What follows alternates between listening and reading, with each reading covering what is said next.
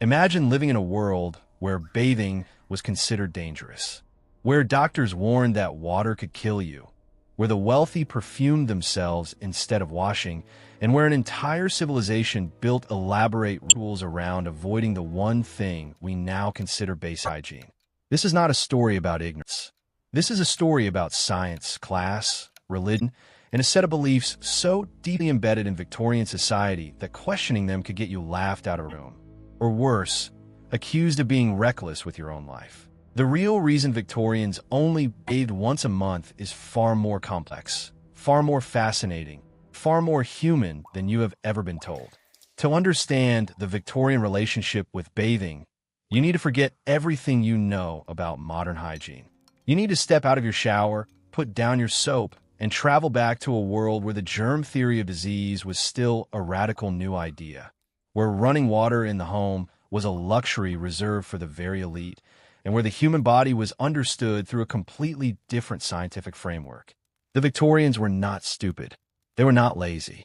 They were operating within a belief system that made perfect sense given what they knew and what they thought they knew. The story begins long before Queen Victoria ever sat on the throne. It begins in ancient Rome, where bathing was a civic ritual, a social event, and a cornerstone of daily life. The great Roman baths were not just places to wash.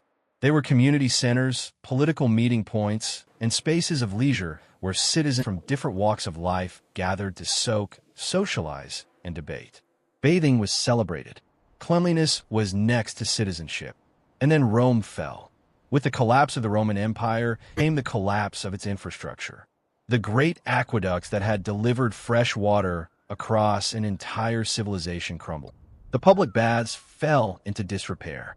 Into the vacuum left by Roman civic culture stepped a force that would shape European attitudes toward the body for over 1,000 years: the Christian Church.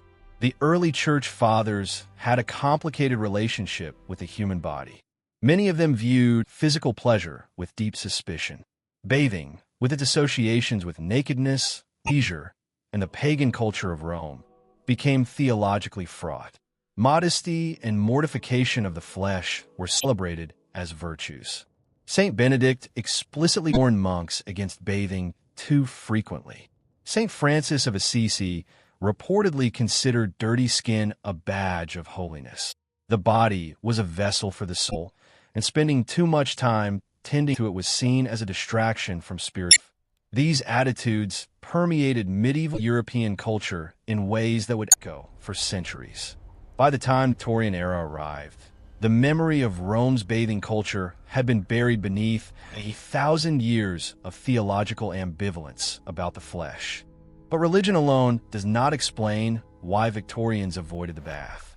The far more powerful explanation lies in science, specifically in a scientific theory called miasma.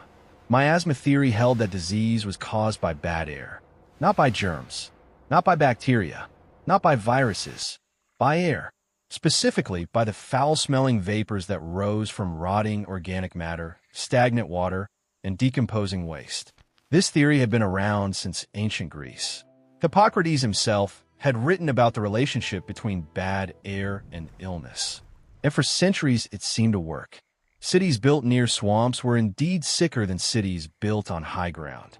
People who lived near garbage dumps got ill more often. The correlation between foul smells and disease was real enough that miasma theory seemed like a reasonable explanation. Under miasma theory, water, particularly still, stagnant water, was a source of dangerous vapors. Bathing meant immersing yourself in something that could potentially expose you to these vapors.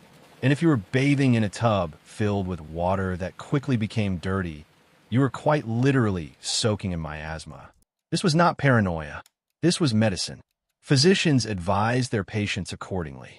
And their patients listened because these were educated, credentialed experts who had studied at the best universities in the world. But miasma theory had another dimension that made bathing seem even more dangerous. The Victorian understanding of the skin was radically different from ours. They believed, and this belief had a long history in medical literature, that the skin was porous in a way that made it vulnerable. When you bathed, you opened your pores. and open pores could allow the outside world to enter your body. Cold air could rush in and cause illness. Bad vapors could penetrate directly. The very act of bathing was seen as a kind of assault on the body's natural defenses. Keeping the skin closed, keeping it protected, was seen as a form of self-preservation. This poor theory also explained why so many Victorians trusted what they called dry cleaning, the practice of vigorously rubbing the skin with a dry cloth to remove dirt and stimulate circulation. This was considered far safer than immersion. You cleaned the surface without opening yourself up to danger, and you could do it quickly, privately, and without the elaborate infrastructure that a proper bath required. In an era before indoor plumbing was standard, when heating water meant hauling it from a well and boiling it over a fire, and when a proper bath required servants, time, and resources, dry cleaning was also simply more practical. Now, let's talk about class, because class is inseparable from almost everything in Victorian society. For the wealthy, bathing was possible. They had servants to heat the water, copper bathtubs to fill, dressing rooms to use, and enough fabric to cover themselves modestly while bathing. For them, the once-a-month bath, or even the more frequent sponge baths that some upper-class Victorians practiced, was a matter of choice shaped by medical advice. For the working class, it was barely a possibility at all. The industrial cities of Victorian England were extraordinary environments of density and deprivation. Families of 6, 7, 8 people lived in single rooms. Water came from a shared pump in a courtyard that might serve dozens of families. Heating that water was expensive and time-consuming. Privacy was essentially non-existent. A full bath required a vessel large enough to bathe in, enough water to fill it, enough fuel to heat it, and enough space and time to use it. For factory workers putting in 14-hour days, this was not a realistic weekly event. It was a special occasion. And yet even the working class maintained standards of cleanliness, just not the standards we recognize today. Hands and faces were washed far more frequently. Women in particular often washed their faces and necks daily. The parts of the body that were visible, the parts that interacted with the world, were kept clean by Victorian standards. The parts hidden beneath layers of clothing, and Victorians wore a remarkable number of layers, were cleaned less frequently because they were considered private, protected, and largely irrelevant to social presentation. This brings us to one of the most important and underappreciated aspects of Victorian hygiene, the role of linen. Victorians were obsessed with clean linen. Shirts, undergarments, chemises, shifts, these garments worn directly against the skin were changed and washed with a frequency that might surprise modern audiences. Among those who could afford it, a fresh shirt every day was a genuine standard. The logic was clear under their framework. Linen absorbed sweat and dirt from the body. Clean linen meant a clean interface between your skin and the world. The shirt did the work that we now expect water and soap to do. The scent of clean linen was not just pleasant. It was a social signal. A man with fresh linen was a man who maintained standards. A woman with clean undergarments was a woman of virtue and order. And the elaborate laundry operations that Victorian households ran, the boiling, the wringing, the ironing, the starching, were understood as acts of hygiene at least as important as bathing. When we say Victorians did not bathe frequently, we need to understand that they were bathing their clothes constantly. They just did not think of it quite that way. Smell management in the Victorian era was its own sophisticated practice. Perfumes, pomades, powders, and scented sachets were all part of a daily ritual for those who could afford them. But this was not simply about covering up an unpleasant odor. Under the miasma framework, pleasant smells were actually considered protective. If bad smells caused disease, then good smells might defend against it. Carrying flowers, wearing lavender sachets, burning scented candles. These were not just aesthetic choices. They were a form of medical prophylaxis. You were literally trying to protect yourself from illness with fragrance. The perfume industry of the Victorian era was enormous and sophisticated. British and French perfumers competed to create scents that were not just beautiful, but medically convincing. Cologne, originally from the German city of Cologne, had been developed in the early 18th century and was by the Victorian era a staple of gentlemanly hygiene. Applying cologne was not a substitute for washing in the way we might mockingly imagine. It was part of a coherent system of odor management that made complete sense within the Victorian scientific worldview. Water itself in Victorian cities was deeply problematic. The Thames in London was, for much of the Victorian era, an open sewer. The Great Stink of 1858 was so overpowering that Parliament was forced to suspend its sessions because the smell coming off the river was unbearable. Cholera epidemics swept through London in 1832, 1848, 1854, and 1866. These epidemics killed tens of thousands of people. And for most of this period, the cause was believed to be miasma, the bad air rising from the filthy river. It was not until the work of Dr. John Snow during the 1854 Broad Street cholera outbreak that the waterborne nature of cholera began to be understood.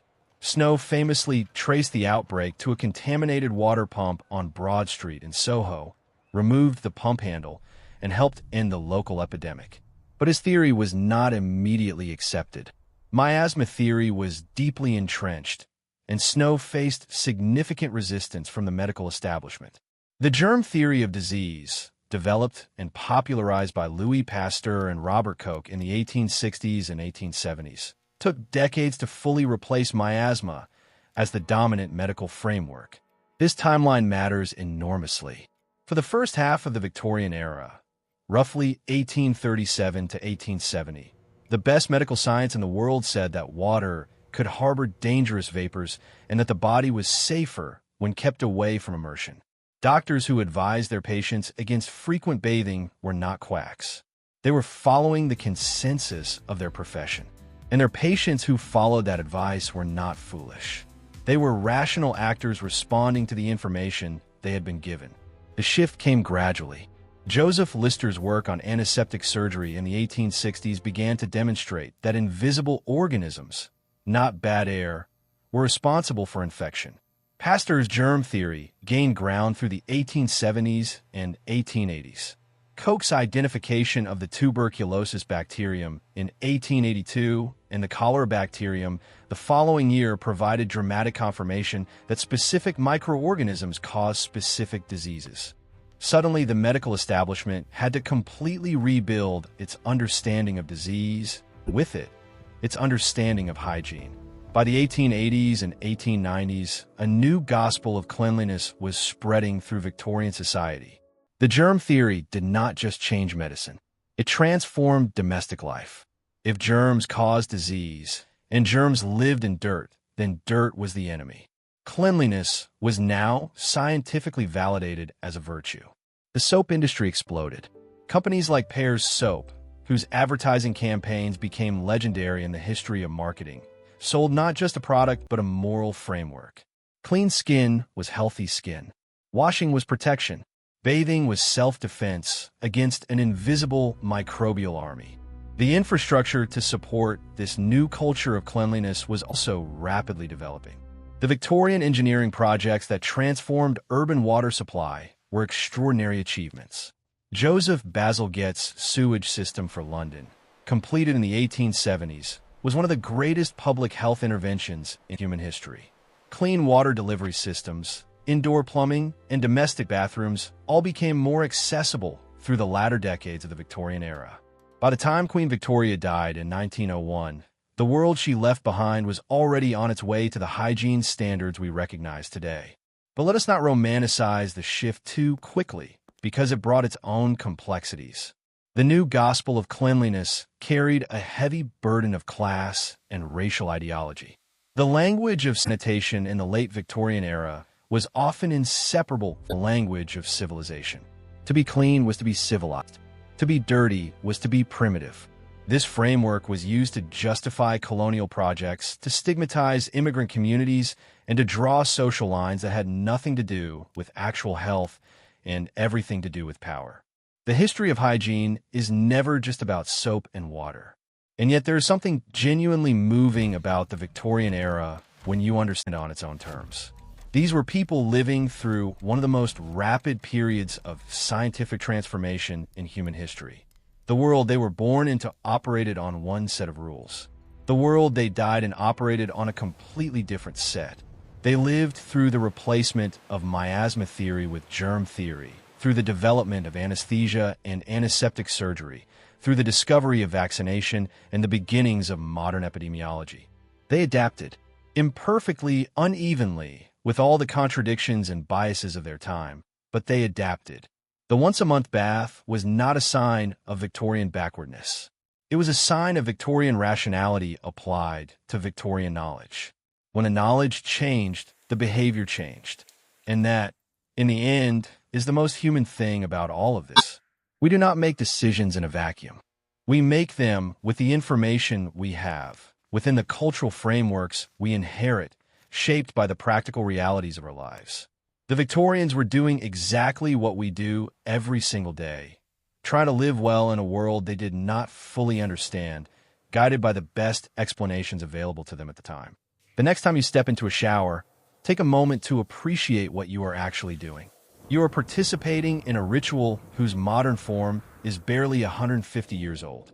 You are the beneficiary of Jon Snow's detective work, Louis Pasteur's experiments, Joseph Bazalgette's engineering, and 1,000 anonymous decisions made by doctors, reformers, engineers, and ordinary people who looked at the evidence and changed their minds.